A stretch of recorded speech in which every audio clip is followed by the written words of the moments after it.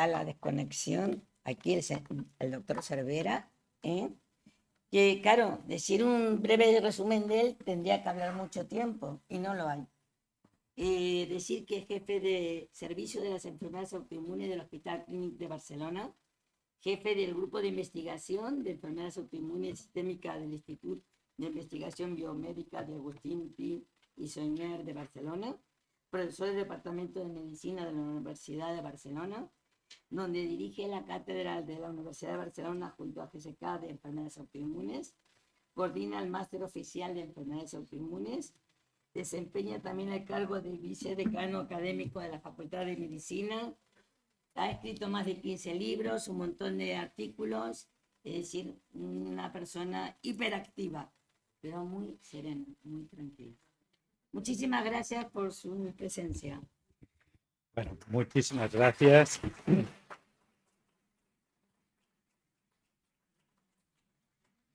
Muchísimas gracias, Lourdes, por estas tan amables palabras de presentación. Muchísimas gracias a la Asociación de Lupus de Cantabria. Es para mí un placer volver de nuevo a su reunión. Es un gran honor venir ya por tercera vez. Supongo que pues, guardan buen recuerdo de los previos.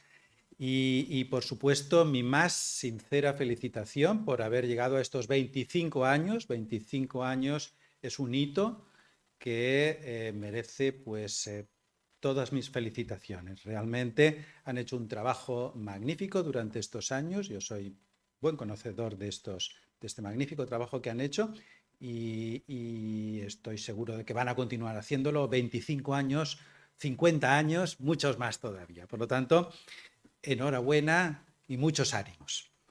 Y esta segunda charla, pues vamos a ver, una vez que ya se ha procedido al diagnóstico, o a la clasificación o al etiquetado, como comentaba el doctor Calvo Allen, del lupus, vamos a ver cómo lo tratamos y sobre todo cómo esperamos tratarlo mejor con tratamientos más innovadores en esta enfermedad.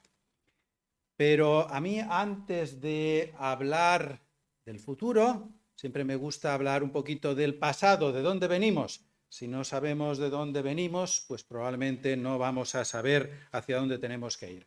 Y me gusta siempre enseñar esta diapositiva que aparece, esta es una gráfica que aparece en este libro que se publicó en el año 1960, que es el primer libro, el libro gordo del lupus, que publicó el doctor Dubois, que era un médico de California, en los Estados Unidos, que se dedicó exclusivamente, y creo que era el primer médico que se dedicó exclusivamente a tratar a los pacientes con lupus. Creó la primera clínica, la primera consulta específica de lupus y llegó a hacer un libro que todavía hoy, pues 60 años después, continúa publicándose, se continúan haciendo ediciones. En aquella primera edición lo escribió él solito todo el libro, después hemos colaborado muchos médicos en sucesivas ediciones. Bueno, pues en esta primera edición él publicaba, esta es una gráfica de lo que llamamos la supervivencia de los pacientes y mostraba, esto es un montón de puntos, pero solamente una idea, mostraba cómo podían sobrevivir los pacientes según los tratamientos que había en aquel momento. Y en aquel momento solo había un tratamiento realmente efectivo, que era la cortisona. Los corticoides fue el primer tratamiento realmente efectivo para el lupus. Pues aquellos pacientes que tomaban la cortisona llegaban a tener a los 5 años una supervivencia del 50%. Esa cifra de 50% de supervivencia a los 5 años es más o menos, grosso modo, la que hay actualmente con el cáncer. Por lo tanto, es una cifra que pues era dramática en los años 60. Años 60, lupus, probablemente tan grave como un cáncer. Las cosas han cambiado completamente, por suerte, y para bien. Esto es una gráfica ya reciente, de este siglo. Y este además ya es un estudio europeo que hemos coordinado nosotros desde Barcelona, hemos seguido a 1000 pacientes de toda Europa durante 10 años y hemos hecho lo que llamamos el proyecto Eurolupus y ahora tenemos una supervivencia a los 5 años superior al 95% y a los 10 años 93%. Supervivencia elevadísima.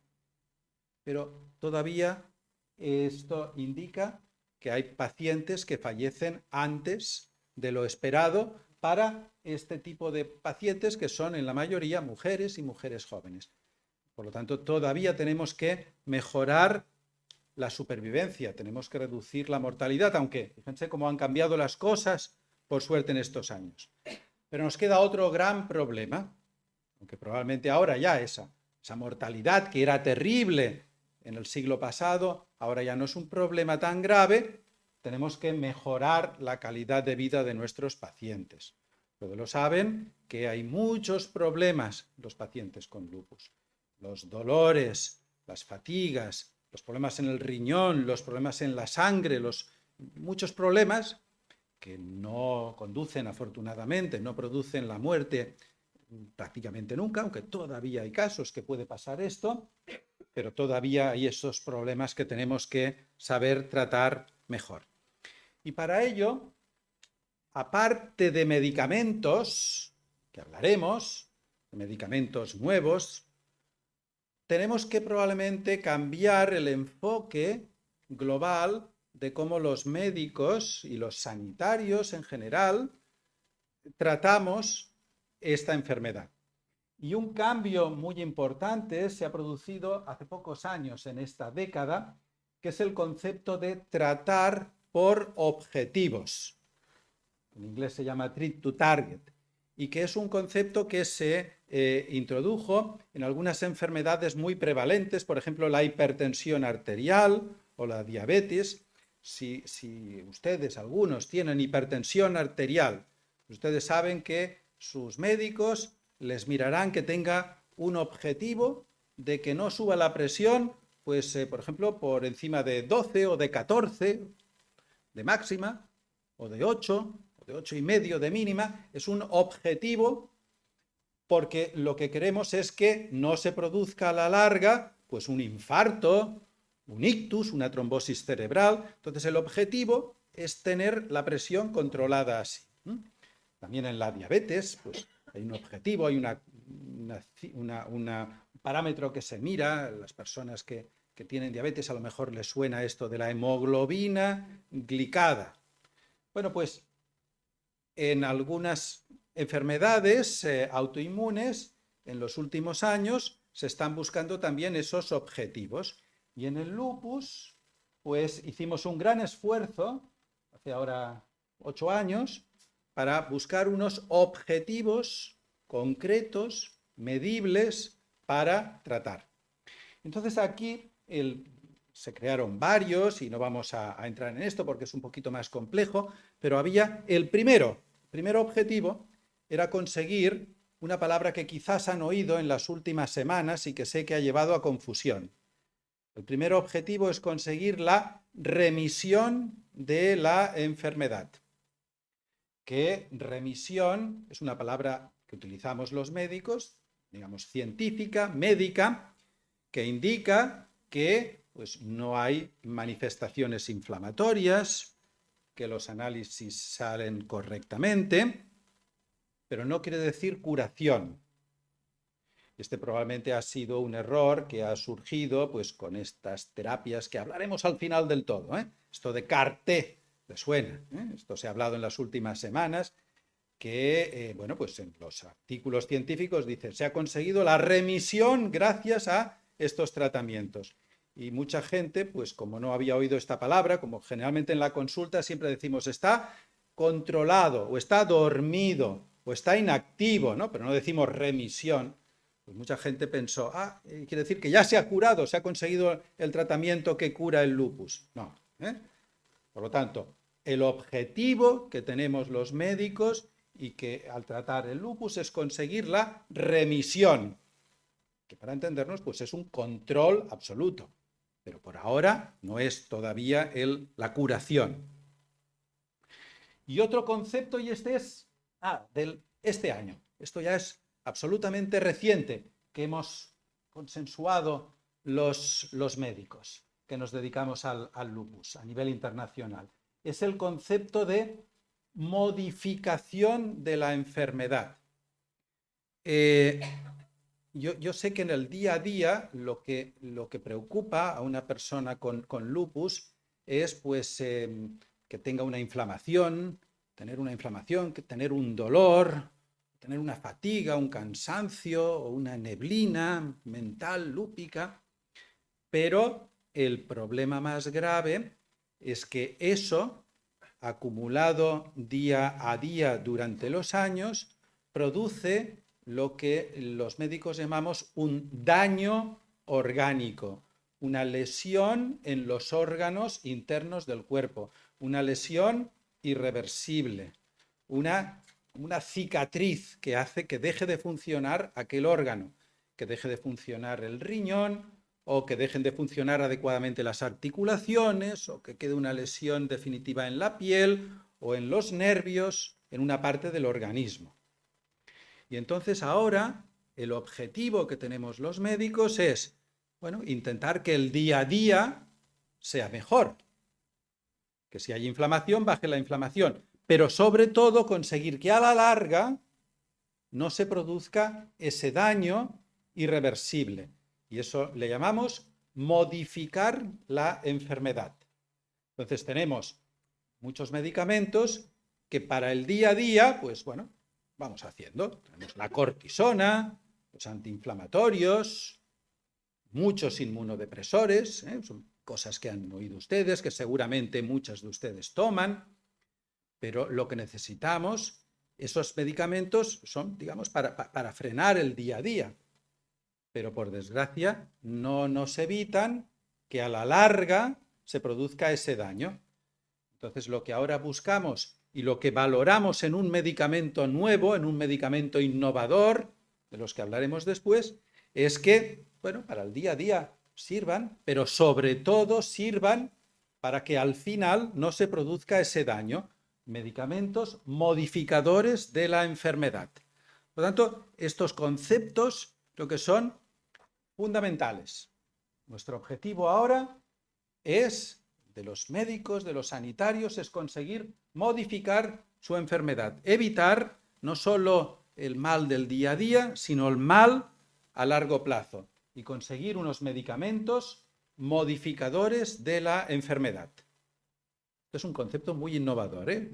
Ustedes lo oyen y muchos médicos, seguramente muchos de los médicos a los cuales visitarán, todavía no se han leído estos artículos y no saben este concepto que estamos hablando, pero seguro que en los próximos meses lo van a oír mucho porque estamos haciendo mucha difusión, mucha divulgación de estos conceptos.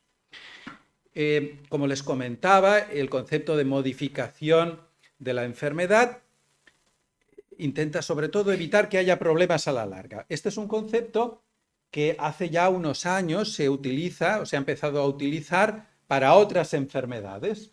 Pues se ha utilizado para enfermedades cardiovasculares, por ejemplo, en enfermedades autoinmunes, sobre todo se ha empezado a utilizar en artritis reumatoide, saben que es una enfermedad que comparte muchas características con el lupus y todo ello pues, nos ha hecho pensar que también tenemos que utilizarlo en el lupus. Y como indica en esta diapositiva, pues se trata no solo de conseguir que el día a día haya un alivio de los síntomas, que se esté mejor en el día a día, sino sobre todo impedir alterar la progresión de la enfermedad. Evitar que a la larga haya problemas. Entonces tenemos que actuar muy finamente sobre las alteraciones inmunológicas. Tenemos que ir al origen de la enfermedad, al sistema inmunitario, a lo que los médicos llamamos la fisiopatología, el mecanismo de producción, y tiene que ser un efecto persistente, permanente. No sirve, bueno, damos corticoides y con los corticoides, si damos 1 gramo de corticoides, aquello va muy bien aquel día, pero luego vienen otros problemas. Como saben, el lupus es una enfermedad que va a brotes, sube y baja, oscila. Y puede que haya días que se esté muy bien. Pero eso no quiere decir que desaparece la enfermedad. Porque lo que sucede con la enfermedad es que el daño va subiendo, es la parte inferior. El daño acumulado, aunque uno algunos días se encuentre bien, cuando no hay brote, la parte de arriba, uno está bien, pero el daño sigue. Y lo importante con el medicamento será pues conseguir que no pase lo de la imagen inferior, que no aumente el daño. Y eso es lo que pretendemos con los medicamentos. Actualmente, una cifra, casi el 50, entre el 30 y el 50% de los pacientes a los 5 años del diagnóstico del lupus ya tienen daño. Daño que se queda allí, que ya está establecido. Por tanto, eso es un gran reto, intentar evitar esto. Y el riñón es el órgano probablemente más paradigmático de todo esto. El riñón a lo largo de la vida ya de hecho va perdiendo funcionamiento. Un riñón en cualquier persona. Persona que no tenga lupus, digamos, persona sana aparentemente. Pues con el tiempo va perdiendo los podocitos y las nefronas, que son las células del riñón, va perdiéndolas con el tiempo. Si tiene un lupus con brotes de nefropatía, con brotes de inflamación del riñón, pues esto es mucho más acusado.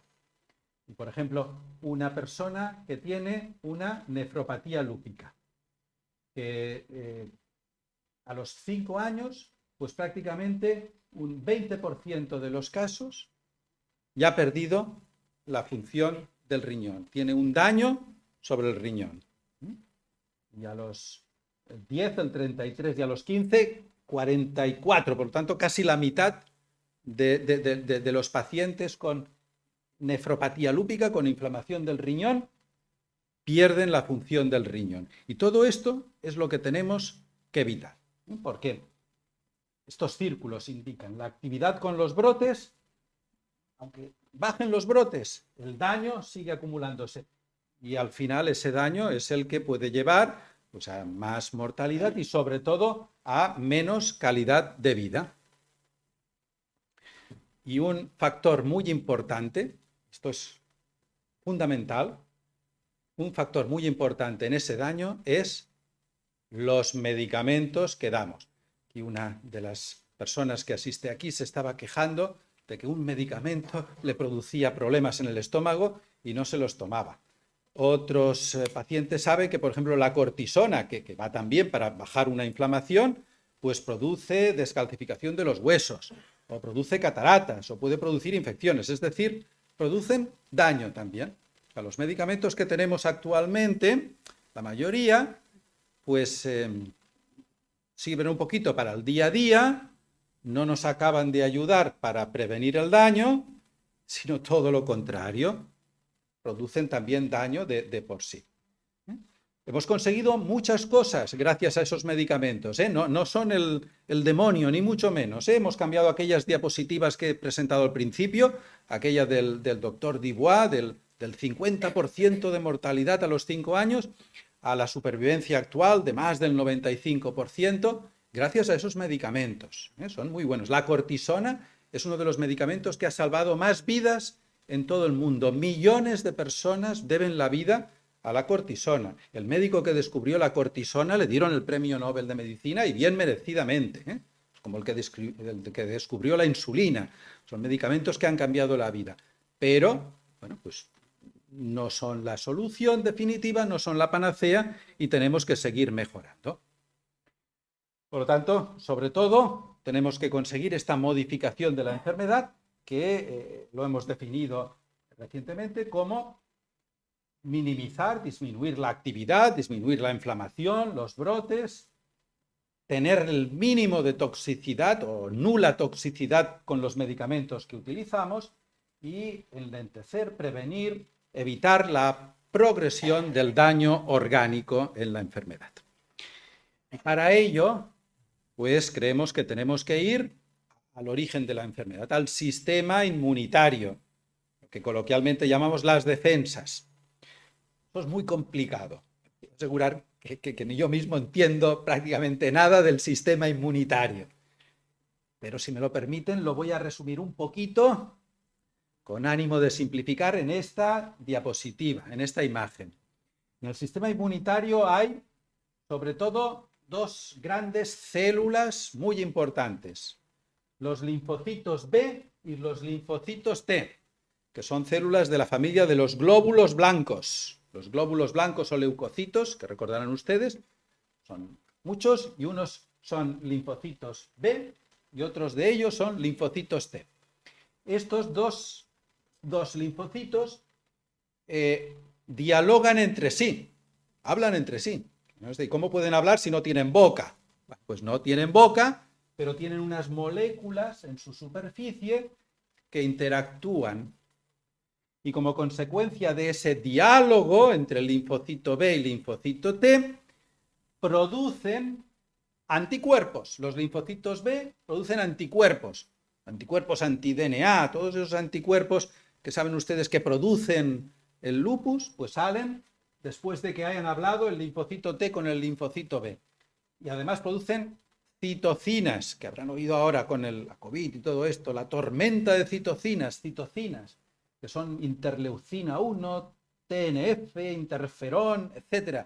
Entonces, esos anticuerpos y esas citocinas, al final, son las que producen el daño sobre los diferentes órganos. Producen la artritis, producen las lesiones en la piel, producen la nefritis, producen todo eso. Y todo ello, básicamente, debido a ese diálogo, eso que hablan entre los linfocitos B y los linfocitos T. Le dice el B al T, o el T al B le dice, produce más anticuerpos. Entonces, B, venga a producir anticuerpos. O le dice, no produzcas tantos, y no produce tantos, ¿no? Entonces, los médicos lo que intentamos hacer, o los investigadores, es intentar interferir en este diálogo. Si sabemos que le dice el T al B, le dice, produce anticuerpos, pues vamos a ver si con una molécula les hacemos callar la boca. Calla la boca, deja de decir que produzca anticuerpos. Y esos son, lo que habrán oído hablar ahora, terapias biológicas. ¿Cuáles son algunas de esas terapias biológicas? Vamos a seguir representándola en estos dibujos. Esto es un dibujo más cercano entre el linfocito B y el linfocito T cuando están hablando entre sí. Aquí tenemos el B y allá tenemos el T y hablan entre sí, con estas moléculas. Bueno, pues hay unas moléculas que son April, Taci, Bliss, que son muy importantes en ese diálogo, pues se han descubierto unos medicamentos que actúan sobre este diálogo. Y un medicamento, una molécula muy importante es el Bliss, y el medicamento contra el Bliss es el belimumab. Habrán oído ustedes hablar, y ha sido el primer tratamiento biológico que ha demostrado ser eficaz para el lupus. Y lo que hace es hacer, digamos, que se calle ese Bliss, que deje de dar la lata y decir a los linfocitos B que produzcan más anticuerpos y más enfermedad. Al final tampoco es tan sencillo, no consiguen tanto, pero van por ahí, intentan hacer callar esto. Bueno, por medio de unos ensayos clínicos, que habrán oído ustedes, que es la forma que tenemos los médicos de demostrar que realmente un medicamento es eficaz. Quizás algunos de ustedes han participado en algunos de estos ensayos clínicos. Tenemos que hacer lo que se llama un ensayo doble ciego. Les damos a unos pacientes el medicamento y a otros un placebo, algo que no es el medicamento. Y ni el paciente ni el médico sabemos si están tomando el medicamento o el placebo. Y medimos una serie de características a lo largo de un tiempo de tratamiento y al final, pues vemos, los que tomaban medicamento están mejor que los que tomaban placebo, ¿o no? Si no sale que están mejor los que tomaban el medicamento, pues ese medicamento no se aprueba y ya está, y a seguir investigando otros. De hecho, para el lupus se han investigado muchísimos, se han hecho muchos ensayos y hasta ahora solamente se ha demostrado la eficacia de este, y luego veremos, esto fue hace 10 años, ya 11 años, y ahora tenemos un segundo. Cuesta mucho demostrar la eficacia. Lo demostramos claramente que aquellos pacientes con un lupus más grave respondían mejor si recibían el tratamiento que si recibían el placebo. Esto es los que recibían el tratamiento y estos los que recibían el placebo. Claramente respondían mejor con el medicamento que con el placebo. Bueno, pues esto llevó a su aprobación. Ahora es un medicamento que los médicos podemos prescribir oficialmente en las consultas y en el hospital para los pacientes con lupus activo, grave, que no responden a otros tratamientos. Además, sabemos que es un medicamento seguro. Antes comentaba, cuidado que gran parte del daño a la larga se produce por los propios medicamentos. Bueno, pues sabemos que este no da más daño.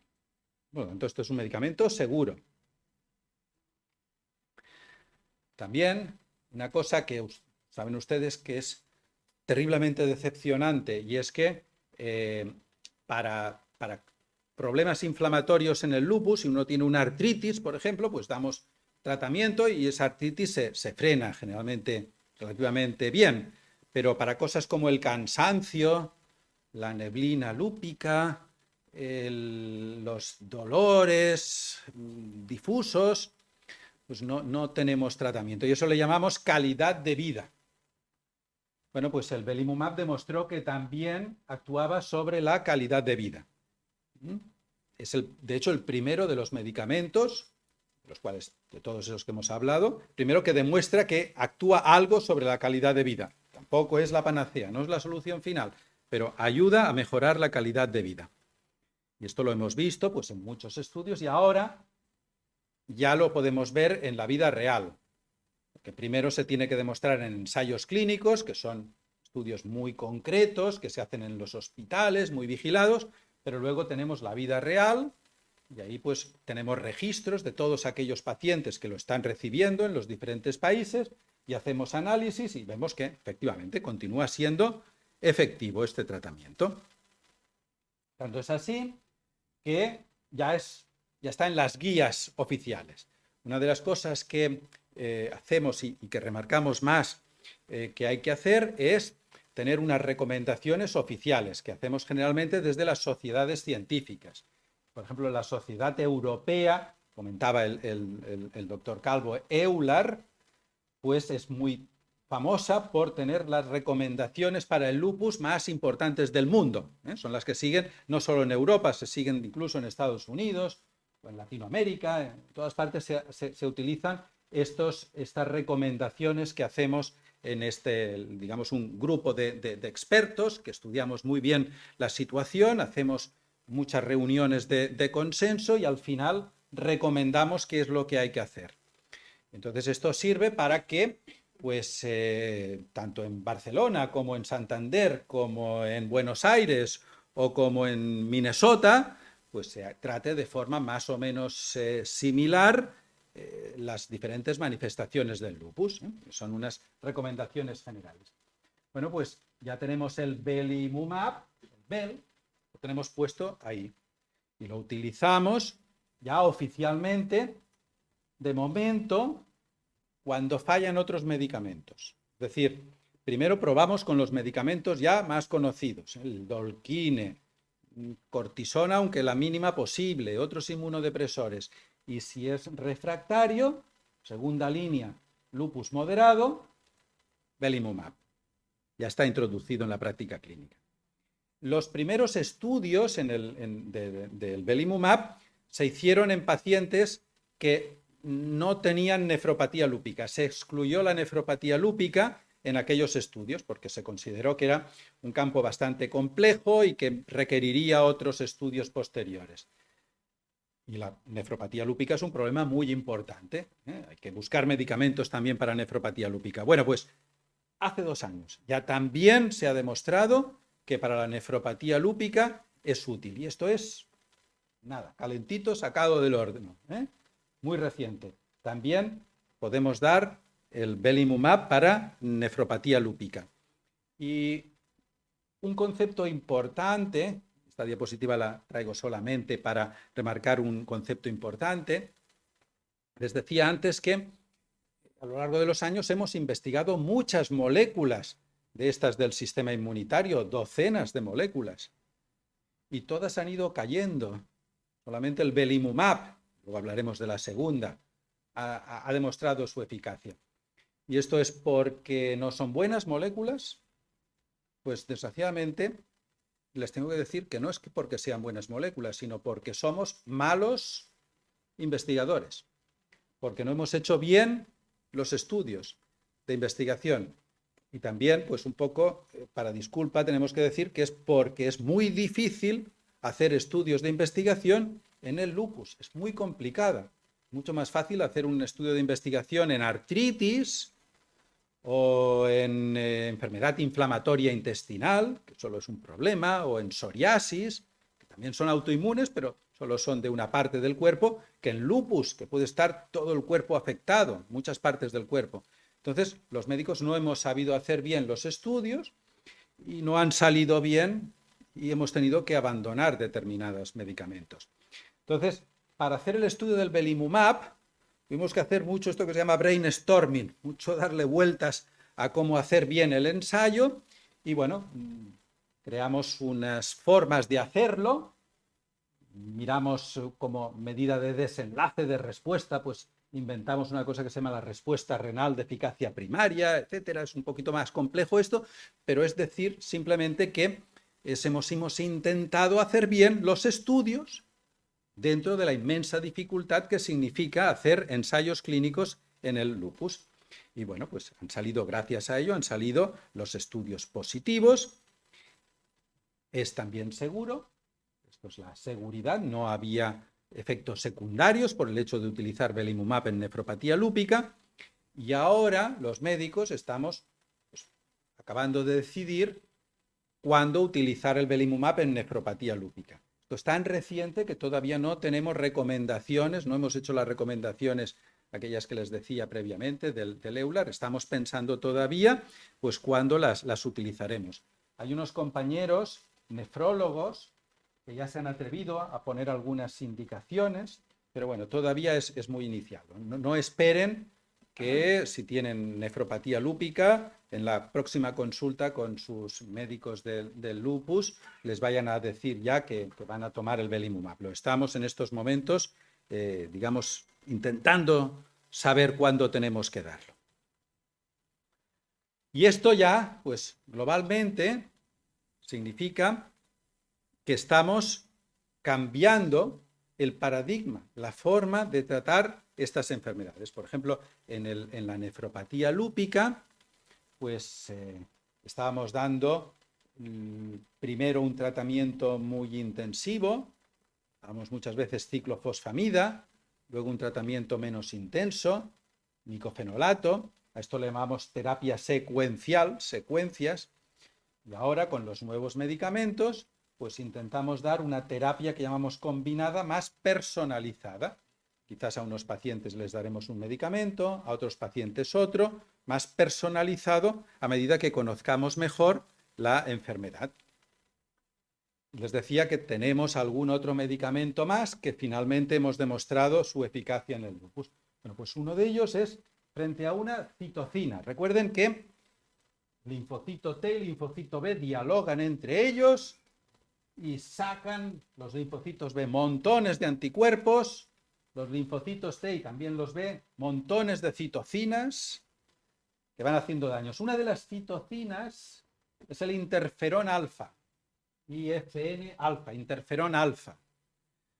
Pues este interferón alfa ya tiene también su antídoto, su tratamiento biológico, que es el anifrolumab. Este medicamento acaba de ser demostrado también en ensayos clínicos que es eficaz para el lupus. Y las grandes agencias reguladoras, las que mandan más, la europea, la Agencia Europea del Medicamento, y la americana, la FDA, ya lo han aprobado. Y ahora, a nivel de los diferentes países, o en el caso de España, de las comunidades autónomas, pues van a ir aprobando progresivamente este medicamento y sobre todo su reembolso. Aprobarlo probablemente es fácil, pero pagarlo es más difícil. Pues ya este será el segundo tratamiento biológico. Esperamos en los próximos meses ya poder tener a punto para recetar en el hospital el anifrolumab. Igual que tenemos el belimumab, tendríamos el anifrolumab también. Y también estamos ahora haciendo estudios para el anifrolumab en nefropatía lúpica. El anifrolumab, hasta el que se ha aprobado ahora, es para manifestaciones diferentes de la nefropatía lúpica. Y ahora esperamos también demostrarlo en nefropatía lúpica. Y también, dentro de este diálogo entre el linfocito B y linfocito T, hay una molécula que es el CD20, que también pues tenemos un antídoto, digamos, frente a esta molécula. Este antídoto es uno clásico, es el rituximab, que por cierto, sabemos que el rituximab, quizás alguno lo ha tomado porque lo damos en los casos más graves, en los casos que no responden a otros medicamentos, y funciona muy bien, pero no se pudo demostrar la eficacia en los ensayos. Y entonces no está aprobado. Pero como los médicos sabemos que funciona muy bien, somos muy insistentes, pues vamos a las direcciones del hospital y decimos a este paciente hay que darle el rituximab aunque no está aprobado. Entonces hacemos un mecanismo que llamamos tratamiento fuera de indicación. Tenemos que hacer muchos papeles, rellenar formularios y pedir entonces a los responsables de la dirección del hospital que permitan dar ese medicamento. Y no se pudo aprobar, no se pudo demostrar la eficacia porque los ensayos clínicos en su momento se hicieron mal. De hecho, fue uno de los primeros que se hicieron ensayos clínicos en el lupus y no sabíamos hacerlos bien. Nos salió mal y como lo hacía un laboratorio, pagaba el laboratorio dijo, uy, yo ya doy rituximab para otras enfermedades, que hay muchos más casos, ya no voy a investigar más, no voy a gastar más dinero en el lupus y ya está. Entonces, es un medicamento que está en el mercado porque se utiliza para otras enfermedades y nosotros, para tratar a los pacientes con lupus, pues tenemos que pedir permisos, pero sabemos que es un buen medicamento. Bueno, pues ahora, precisamente el mismo laboratorio que tiene el rituximab está investigando otra molécula también anti-CD20, pero digamos más modernizada, nosotros llamamos más humanizada, y en lugar de rituximab le llamamos ovinutuzumab. Cuanto más humanizado es más difícil de pronunciar, ovinutuzumab. Y entonces este ensayo yo creo que lo hemos diseñado bien y que va a salir positivo, ¿eh? Ya las primeras fases están saliendo positivas y espero que tengamos otro tratamiento biológico, que sería el tercero, prontito. Luego tenemos otra citocina, IL-12, IL-23, que es una que se llama ustekinumab, bien difícil de pronunciar, que se utiliza en varias enfermedades autoinmunes, psoriasis, por ejemplo, esta enfermedad de la piel, o enfermedad inflamatoria intestinal, saben, el Crohn, la colitis ulcerosa, y que a veces hay pacientes, saben ustedes, que se tienen varias enfermedades autoinmunes al mismo tiempo. Pues tenemos algún paciente que tiene psoriasis y lupus, y toma ustekinumab para la psoriasis, pero vemos que también está controlándose el lupus. Entonces, estamos investigando a ver si puede ser útil también en el lupus. Justo acaba de salir la mala noticia, esta es una diapositiva que he tenido que añadir deprisa, que desgraciadamente ha salido el ensayo en fase 3, ha salido mal. Bueno, se ha tenido que interrumpir, de hecho no se ha podido terminar. Yo espero que podamos replantearlo, a ver qué es lo que ha pasado, porque yo creo que es una buena molécula también. Por lo tanto, bueno, pues tenemos diferentes tratamientos innovadores, biológicos, que van dirigidos frente a diferentes dianas del sistema inmunitario. Uno ya totalmente aprobado, belimumab, anifrolumab, pues aprobado a nivel europeo y ahora falta acabar de arreglar cómo se pagará en las diferentes comunidades autónomas y luego otros que están en camino. Entonces, eso es lo que esperamos en los próximos años. También justo acaba de salir otro, sobre todo lo han investigado en los países asiáticos, que es la voclosporina, que es un tratamiento que va un poquito diferente, es parecido a otro que a lo mejor han oído hablar ustedes, que es el tacrolimus o la ciclosporina, son de la familia de los anticalcineurínicos. También está aprobado a nivel europeo, pero todavía no está aprobado a nivel nacional. Luego están los CAR-T. Esto es lo que ha salido ahora, habrán visto hace 15 días o 3 semanas las noticias, telediario, los periódicos y la interpretación del periodista ya el tratamiento que cura el lupus. Y no era, en el artículo lo dice muy claramente, no dice curación, dice remisión. ¿Recuerdan la palabra que comenté al principio? Es el objetivo, tratamiento por objetivo, strict to target, remisión. Bueno, pues este tratamiento consigue remisión, es un objetivo, pero no es curación. Solamente tenemos muy poquita experiencia en lupus. Este es un tratamiento muy sofisticado, muy complejo, muy caro, muy complicado, que ha sido una maravilla en leucemias y linfomas. Nosotros en nuestro hospital tenemos la Fundación Carreras para el tratamiento de las leucemias y los linfomas, y tenemos el equipo de inmunología, que es el top.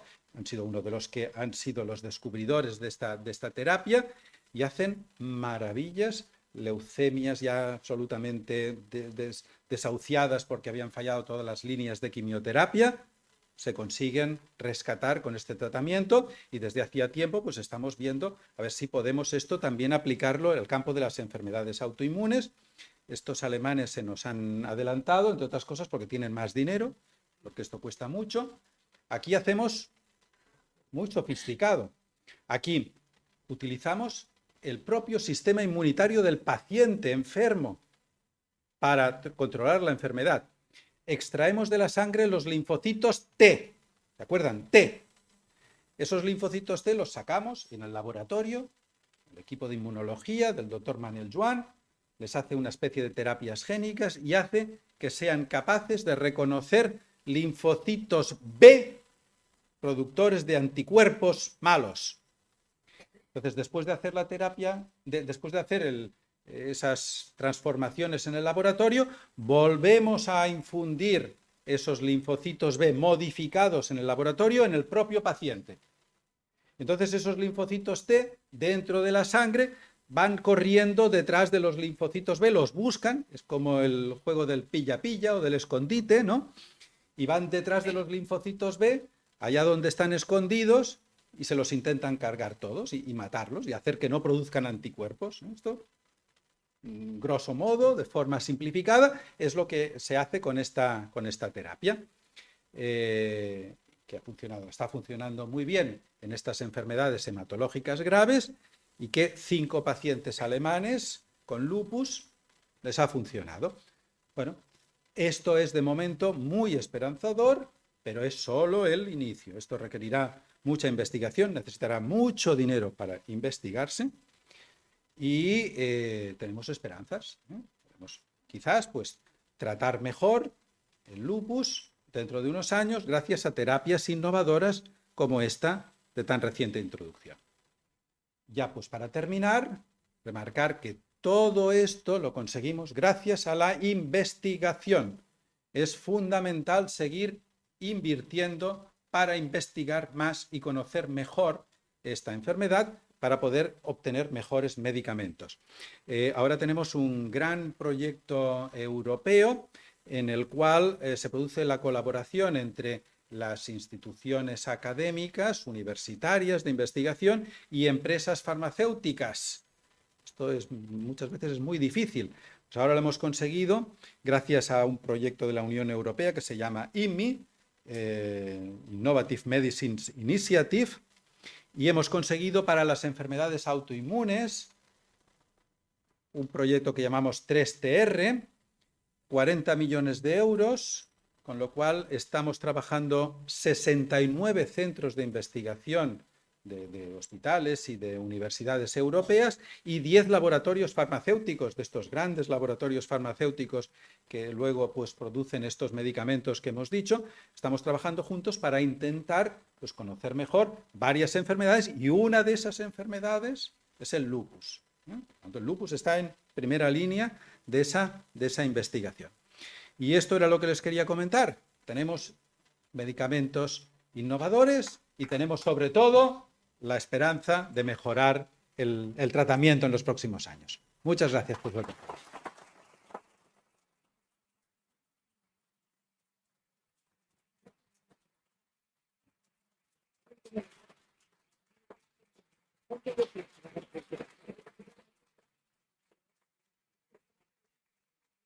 Muchas gracias. Tenemos el turno de preguntas.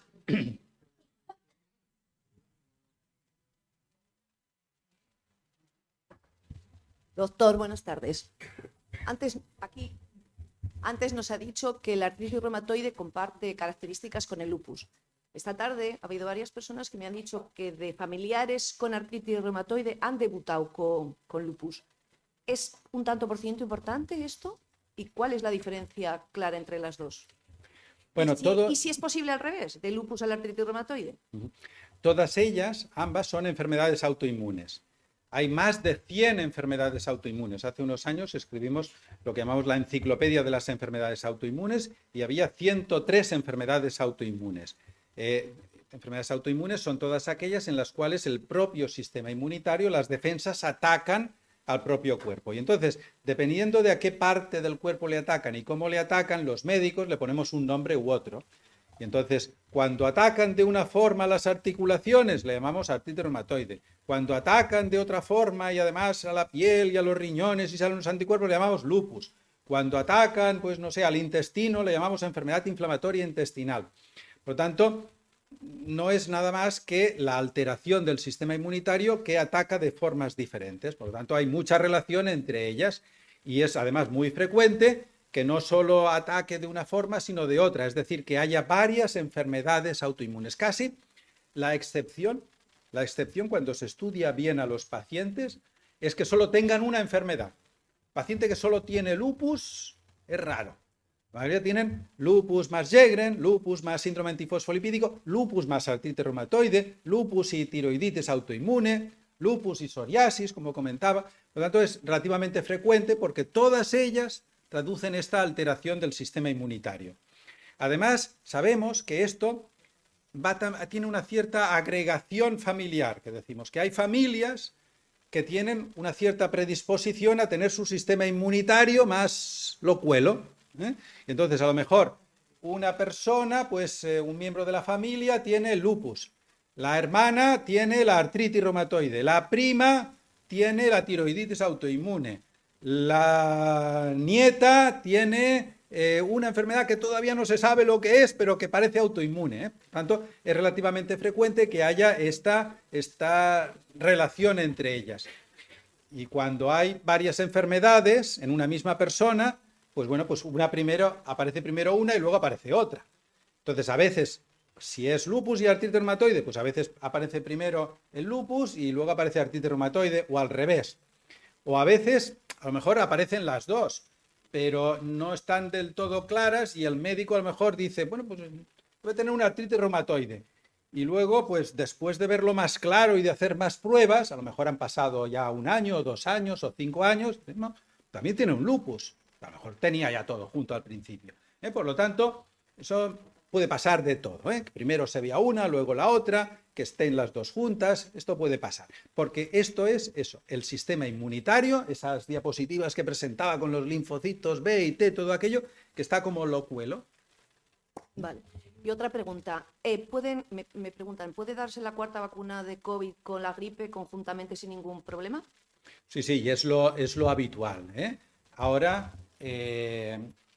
seguramente, pero esto es más de los epidemiólogos y los preventivistas, epidemiólogos clínicos y preventivistas, se procederá de forma sistemática cada año, en el otoño, a vacunar, pues igual que antes se vacunaba de la gripe, ahora será gripe más COVID y seguramente con las mutaciones o las variantes propias de cada año. Cada año la gripe se vacuna con unas variantes, unas mutaciones específicas, ahora se hará lo mismo de gripe y de COVID.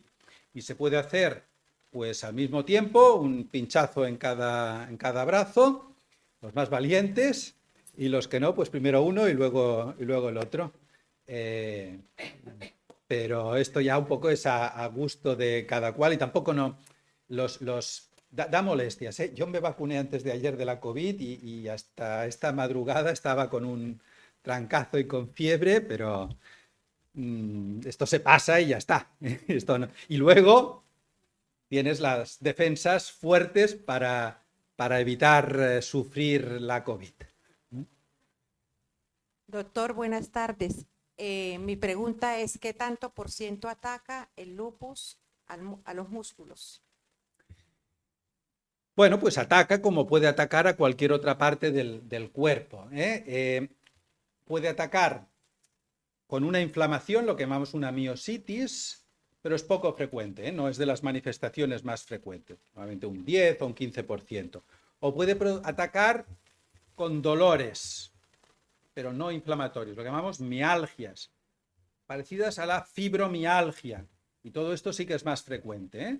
Por lo Los menos- dolores, estos musculares, estos trancazos sin inflamación, pues esto ya puede aparecer en un 30, 40 o más por ciento de los pacientes. Por lo menos a mí me duelen los músculos todos los días. ¿Es Sí, sí. normal? Sí, bueno, es lo que le estoy diciendo, que estos dolores fibromiálgicos, miálgicos, no inflamatorios, es muy frecuente en el lupus.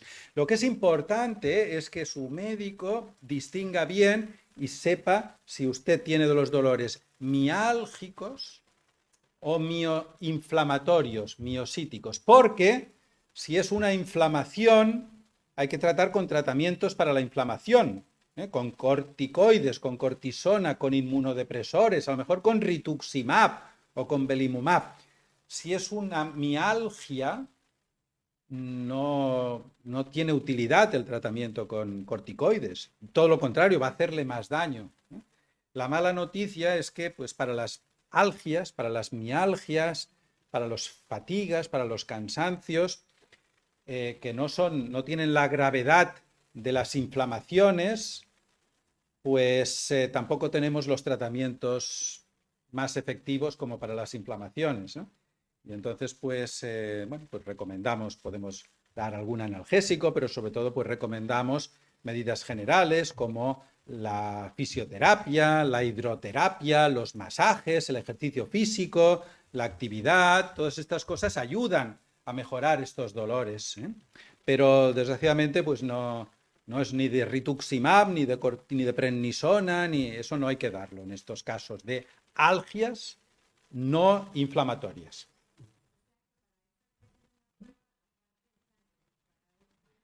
Claro, el diagnóstico diferenciar entre si hay una miositis inflamatoria o una mialgia no inflamatoria, eso lo tiene que hacer el médico conforme a, bueno, pues la historia clínica, las características de las manifestaciones, los resultados de los análisis o a veces otras pruebas complementarias. Para el paciente muchas veces es lo mismo, me duelen los músculos, ¿no? Porque hay matices, ¿eh? Esto ya los vemos los médicos, un poco cómo es aquel dolor, si es inflamatorio o no lo es, pero para el paciente pues es dolor, ¿no?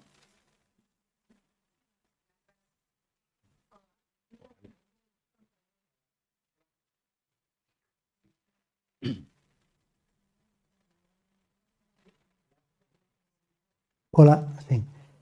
Todos los medicamentos biológicos tienen como un sufijo coincidente.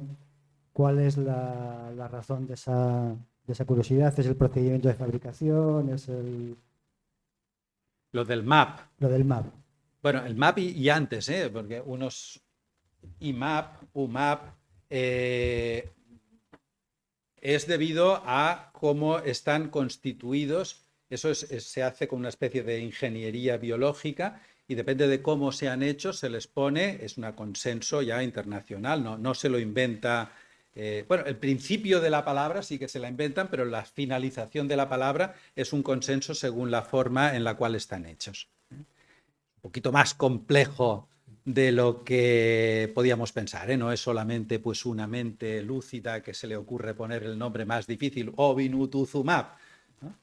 No, oí una vez, no sé si, pero no recuerdo bien el dato, que tenía algo que ver con ratones, o me confundo. Bueno, a ver, en las fases, en la investigación inicial de estos medicamentos, se utilizaban anticuerpos monoclonales con un componente murino, con un componente procedente del ratón. Por ejemplo, el rituximab más originario, pues tenía ese componente murino. Y ahora les decía, ahora tenemos uno más humanizado. Ese ya no utiliza estos materiales, digamos, monoclonales murinos. Término humanizado quiere decir que tiene más parte de humano. Y ahí pues utilizan una U antes del MAP. MAP es monoclonal antibodies. Y la U antes del MAP pues viene de humanizado. Todo esto ya son terminologías de los farmacólogos, ¿eh? Yo tampoco entro demasiado en ellos. Hola. Así me... sobre los tratamientos nuevos de los que ha hablado, sobre todo el belimumab, que es el que, bueno, por lo menos aquí en Valdecilla es el que más hay. Le he querido Pero entender... es el único oficial. Oficial, diría. eso es. Le he querido entender como que se utiliza en casos de lupus activo. O el lupus que no aceptan los tratamientos convencionales. Sí, sí. Cuando el lupus está en remisión, se aconseja un tratamiento tradicional como puede ser el Dolquine, o convendría cambiar al belimumab en este caso. Bueno, pues esto es importante también conocerlo. El Dolquine, la hidroxicloroquina, es el tratamiento de base para el lupus. Si hay algún tratamiento para el lupus, ese es la hidroxicloroquina, ¿eh? Lo demás todo depende de si hay nefropatía o de si hay artritis o de lo que hay. Decimos general es la hidroxicloroquina, que lo que hace es una inmunomodulación, hace de forma global que aquel sistema inmunitario no esté tan loco. Y además sabemos que es muy seguro, que tiene muy poquitos efectos secundarios en comparación con otros medicamentos, que es muy baratito, y por lo tanto no tendremos problemas con los gestores. Entonces, ese es el tratamiento que tenemos que dar. Haga sol o llueva, haya actividad renal, articular o no haya nada y esté todo tranquilo. Incluso cuando no hay nada, o sea, lo importante es también que cuando está inactivo, seguirlo tomando, porque eso sabemos que evita un rebrote. A veces, pues algún paciente lo deja de tomar, porque dice, ya estoy cansado, estoy bien, o me duele el estómago porque produce esto. Cuando duele el estómago, pues a veces damos protectores gástricos o se toma con la comida y a veces esas molestias se pasan al cabo de pocos días. Es un tratamiento que hay que tomar. Y aquel que muchas veces lo deja de tomar, un mes después, análisis, proteinuria en la orina, nefropatía lúpica. Y es que esa hidroxicloroquina, ese Dolquine, que parecía que no hacía nada, le estaba protegiendo de desarrollar una nefropatía. Pero esto es un tratamiento de fondo. Los otros tratamientos los damos dependiendo de las manifestaciones. Y hemos dicho, el belimumab lo utilizamos en casos moderados y graves, refractarios a los otros tratamientos. Entonces lo damos y lo damos también a largo plazo. Es decir, no solo lo damos 3 meses o 6 meses hasta que se encuentra la persona mejor y luego lo dejamos de dar. No, ese también hay que darlo porque ese es un medicamento que ahora estamos demostrando que es modificador de la enfermedad.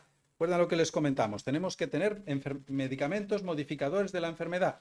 Pues el belimumab es un medicamento modificador de la enfermedad. Por lo tanto, lo damos con muchos años. Claro, no hace tantos años que lo tenemos, pero ya tenemos pacientes pues, que llevan 5 o 6 años con el tratamiento. A veces, las cosas no son tan bonitas, con los años dejan de hacer efecto. Entonces, pues si no hace efecto, pues lo dejamos de dar y a esperar otro, y a ver si sale el anifrolumab y tenemos otro. ¿Y sería conveniente combinarlos? Combinar belimumab y anifrolumab. Y el Dolquine ¿No? y el Sí, belimumab. el Dolquine siempre. Dolquine Sí, siempre. partimos del Dolquine. Siempre y el Dolquine. añadirle, aunque Siempre. no tengas unas Y patologías, entonces añadimos los otros medicamentos según necesidades. según las necesidades. Sí. Pero el Dolquine siempre. Sí, eso sí lo tengo claro. Vale, gracias. Vamos a ver si puedo con esto. Nos van a echar. Sí, nos van a echar. No, bueno, agradecer muchísimo su presencia y felicitarle por la habilidad que un gran científico investigador nos pueda contar las cosas con un lenguaje tan sencillo para nosotros y que podamos entenderlo. Así que creo que por parte de todo el público nuestras mayores gracias por ese lenguaje tan tan fácil para nosotros, no para los enfermos. Sandra, una aplauso.